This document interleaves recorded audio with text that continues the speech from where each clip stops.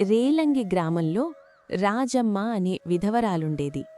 ఆమెకు చాలా ఆస్తి ఉన్నా నా అన్నవారెవ్వరూ లేరు. అయినా ఉన్నది చాలక డబ్బుమీద ఆశ మరింత ఎక్కువైంది. ఒక్కరోజున కూడా పాలు పెరుగు త్రాగి ఎరుగదు. పాలు పెరుగు అమ్మివేసి గంజినీళ్లు కాగుతూ కాలం గడిపేది.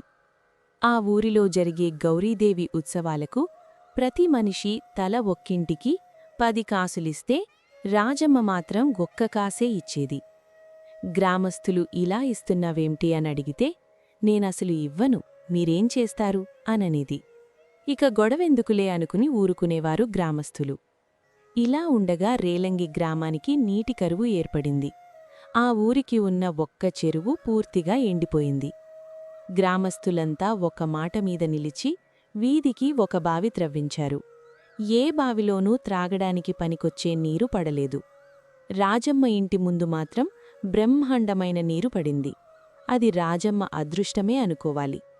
గ్రామస్థులు నీళ్లకని రాజమ్మ బావి దగ్గరికి వెళ్ళినప్పుడు నిర్మోహమాటంగా ఈ బావిని త్రవ్వించడానికి 300 రూపాయలు ఖర్చయ్యాయి. కాబట్టి నీళ్లు కావలసినవారు బిందె ఒక్కదానికి పావలా ఇచ్చి నీళ్లు తీసుకుని వెళ్ళండి అని చెప్పింది. పావం గ్రామస్థులు అలాగే బిందెకు పావలా ఇచ్చి నీళ్లు తీసుకెళ్లసాగారు. ఒకరోజున ఒక గుర్రపు బండి రాజమ్మ ఇంటి ముందుకు వచ్చి ఆగింది. బండిలో నుండి ఖరీదైన బట్టలు ధరించి ఉన్న ఒక వ్యక్తి చేతికర్ర ఆసరాతో కింది దిగాడు. బండి తోలేవాడు కూడా ఆ వ్యక్తి వెనుక దిగి వీధి అరుగు దగ్గరికెళ్ళి ఏమండి, ఎవరు లోపలా, ఒకసారి వస్తారా అని పిలిచాడు. రాజమ్మ ఇంట్లో నుండి బయటికొచ్చింది. ఏమండి, మా అయ్యగారు దాహంతో బాధపడుతున్నారు, ఒక్క గ్లాసుడు నీళ్ళిప్పిస్తారా అనడిగాడు బండి తోలేవాడు. నీళ్ళివ్వడానికి నాకేమీ అభ్యంతరం లేదు, అయితే ఒక్క గ్లాసు నీటి ఖరీదు పావలా అంది రాజయ్య. గ్లాసు నీరు పావలానా? ఎంత అన్యాయం!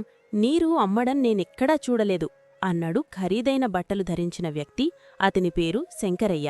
నీకిష్టమైతే తాగు, లేకుంటే వెళ్ళు, అనవసరంగా మాటలనకు అంది రాజమ్మ కోపంగా.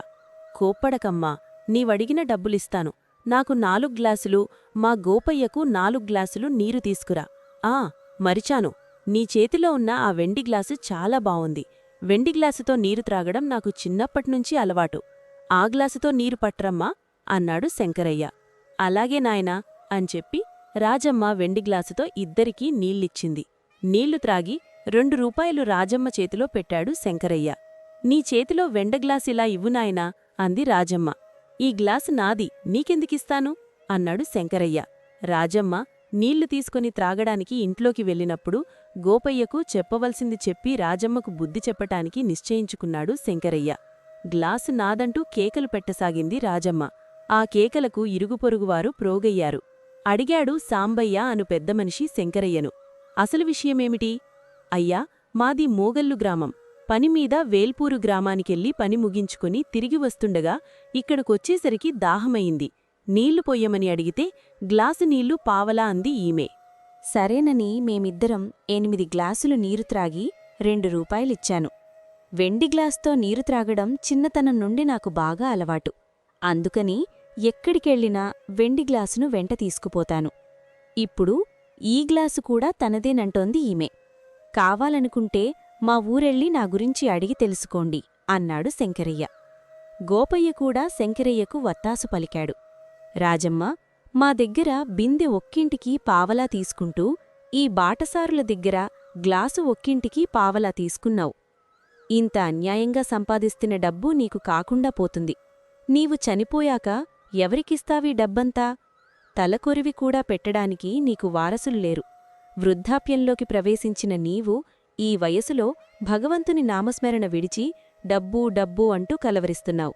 ఈ ఊళ్ళో నీమీదెవ్వరికీ అసూయ ద్వేషాలు లేవు. నీవే అందరిమీద ద్వేషం పెంచుకుంటున్నావు. వజ్రాన్ని పెట్లో దాచి ఉంచితే దాని అందం ఎవ్వరికీ తెలియదు. ఆ వజ్రాన్ని ఆభరణానికి పొదిగితే ఆ ఆభరణం ధరించిన వ్యక్తి వజ్రంలా మెరిసిపోతాడు. అలాగే సంపద మంచి కార్యాలకు వినియోగిస్తే నీ పేరు 4 ఊళ్లలో మారుమ్రోగుతుంది. నీవు చనిపోయాక ఆ మంచి పేరే మిగులుతుంది అన్నాడు సాంబయ్య. దాంతో రాజమ్మలో పరివర్తన కలిగింది. తన దగ్గరున్న డబ్బును గ్రామశ్రేయస్సుకు వినియోగించి మంచి పేరు తెచ్చుకుంది. మీకు ఇలాంటి కథలు కావాలంటే లైక్ చేయండి, షేర్ చేయండి, కామెంట్ చేయండి, నా ఛానల్ సబ్స్క్రైబ్ చేసుకోండి.